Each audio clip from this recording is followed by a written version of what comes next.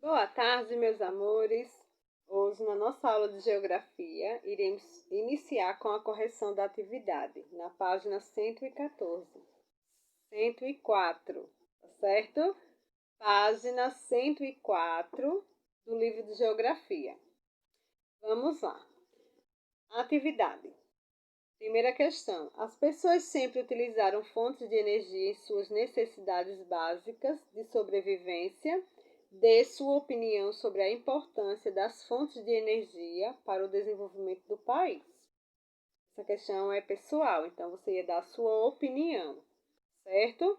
Sobre essa importância das fontes de energia para o desenvolvimento do país. Questão 2. Qual é o nome da empresa que fornece energia elétrica para a sua cidade? Então, também, essa resposta é pessoal, certo? Questão 3. Explique como são geradas as energias abaixo. Eólica. Como é gerada a energia eólica? É gerada a partir de vento. Energia solar. Captada pelo aquecimento de placas. Quarta questão. Explique o que são fontes de energia poluidora e não renovável. Fontes de energia poluidora e não renováveis são aquelas que se utilizam de recursos naturais que não se disponibilizam continuamente na natureza e poluem o meio ambiente. Quinta questão. Se você pudesse escolher uma fonte de energia para usar, qual você escolheria? Por quê? Também é pessoal. Você escolheria que fonte de energia, né? A eólica, a biomassa. Então, e vai falar o porquê dessa escolha, tá certo? Terminando a nossa correção, vamos voltar para a página 94. Hoje nós iremos fazer um resumo do que já estudamos, certo? Próxima semana será prova mensal, então a tia já vai começar a fazer a revisão dos conteúdos que irão cair na prova, tá certo? Vamos lá, página 94. Tecnologia, trabalho e sociedade. Então, vamos fazer uma breve revisão, né? Na antiguidade, o homem procurou suprir suas necessidades, inventando e utilizando novos instrumentos e se valendo da energia dos animais, do fogo, da água e dos ventos, para realizar suas atividades que, apesar de não serem naturais, eram de baixo impacto para o meio ambiente, né?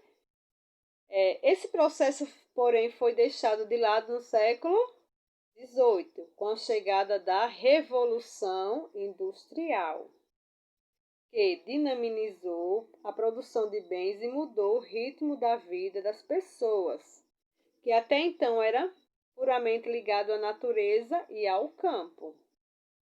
Coisas como jornada de trabalho, estradas de ferro e navios a vapor começaram a mudar o mundo, né? Apesar de tudo isso, o aumento no impacto ambiental ainda era pequeno, mas a cada nova técnica de extração criada, a cada nova ferramenta de produção desenvolvida, essa agressão ao ambiente aumenta.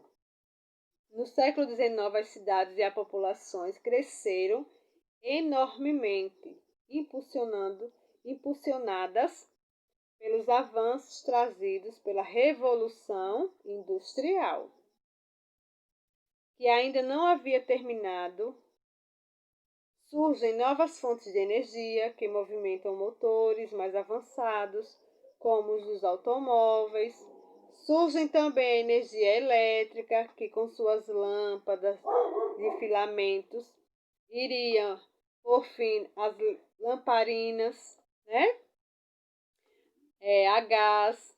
Então, a partir desse período, a poluição do ar e da água começaram a ser perceptíveis. Então, começaram a aumentar.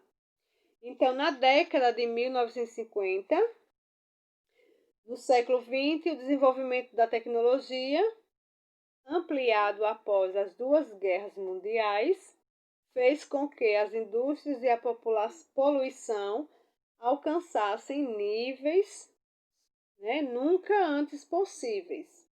E esses níveis só têm aumentado. Então, quanto mais aumenta a tecnologia, né, as indústrias, então aumenta a poluição, né? As mudanças nas formas de trabalho. Quais foram as mudanças na forma de trabalho? Podemos dizer que a Revolução Industrial foi uma verdadeira divisora de águas no que diz respeito às técnicas de trabalho, né? Antes dela, por exemplo, então antes da Revolução Industrial, né, as atividades como trabalho em lavouras eram praticadas praticamente as mesmas desde a Idade Média. Então, né, o plantio manual nos roçados podia levar um dia inteiro, né? Com o desenvolvimento de máquinas agrícolas, esse tempo passou para poucas horas. Extrair madeira também, né, poderia levar dias, além de remover manualmente os galhos. Os lenhadores usavam animais de tração para carregar toda a madeira, né? Se não tivessem animais, carregavam eles mesmos, né? Já com o desenvolvimento, né, de ferramentas de corte, a madeira pode ser extraída e levada diretamente para a cadeia de produção.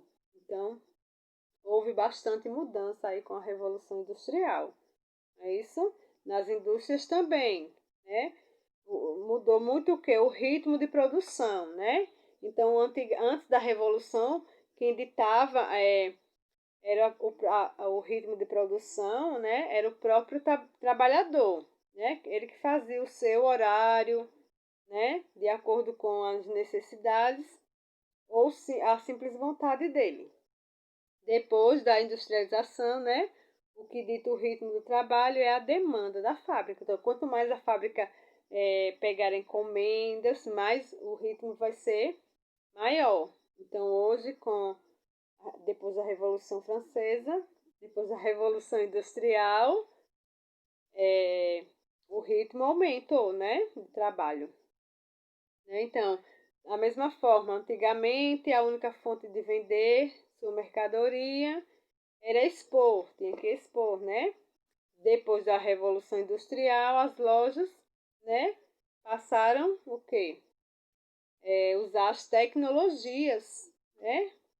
Não só ter um espaço físico para vender, mas ter também outras fontes tecnológicas, né, para apresentar os seus produtos, verdade? Então, aí tá as tecnologias, né?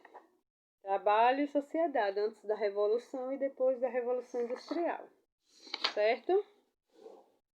Transformações dos meios de transporte e de comunicação, na página 99. Existem diferentes formas de representar o planeta Terra. Algumas delas são o globo terrestre e o planisfério. Observando-os, ficamos pensando nas distâncias que separam os continentes, não é verdade? E em como os avanços dos meios de transporte e de comunicação são importantes para que as pessoas e os produtos cheguem aos lugares e se comuniquem entre si. As transformações dos meios de transporte e de comunicação envolvem uma dinâmica cada vez mais acelerada e produtora de uma interdependência. Essas transformações permitiram que as distâncias do mundo pudessem ser facilmente percorridas, diminuindo gastos e tempo em deslocamento. Com a evolução das técnicas de produção industrial, os meios de transporte e de comunicação foram ganhando novas formas e funções, né? E utilizam tecnologias cada vez mais avançadas. avançadas, não é verdade? Então, com esses avanços aí na tecnologia, dos meios de transporte e de comunicação, ficou muito mais fácil e prático e rápido, né? As coisas, os produtos chegaram ao seu destino, né? Ficou mais fácil a comunicação entre países, entre cidades, né? É, então trouxe o quê? Um benefício muito grande, né? Diminuindo o quê? Os gastos, o tempo de deslocamento, né? Vamos dizer assim, antigamente se locomovia vamos dizer assim, de um país para o outro através de navios. Hoje já tem aviões que são muito mais rápidos, né? Chega mais rápido ao destino. Então, com essa evolução, trouxe muitos benefícios, tanto para os meios de transporte como para os meios de comunicação. Ficou muito mais fácil, rápido, né, de se comunicarmos, de se comunicar, né, entre cidades, países, certo? Agora vamos para a página 102. Energia utilizada nas produções industrial, agrícola e extrativa, certo? Vamos lá. As pessoas sempre utilizaram fontes de energia em suas necessidades básicas de sobrevivência. Usavam dessas fontes para cozinhar, aquecer o ambiente, produzir combustíveis, entre outras atividades. Entretanto, essas fontes de energia foram sendo mais utilizadas principalmente no setor industrial. Como foi, né? Depois do setor industrial, então essas fontes foram mais utilizadas, que dependem muito de energia para o funcionamento da linha de produção. É nas indústrias que se faz boa parte dos bens que consumimos e utilizamos. É isso? Então, vamos ver as principais fontes de energia poluentes e não renováveis, certo? Então, essas fontes, elas além de poluírem, elas não são renováveis, certo? Temos o petróleo, a mais utilizada no mundo para mover máquinas pesadas e automóveis.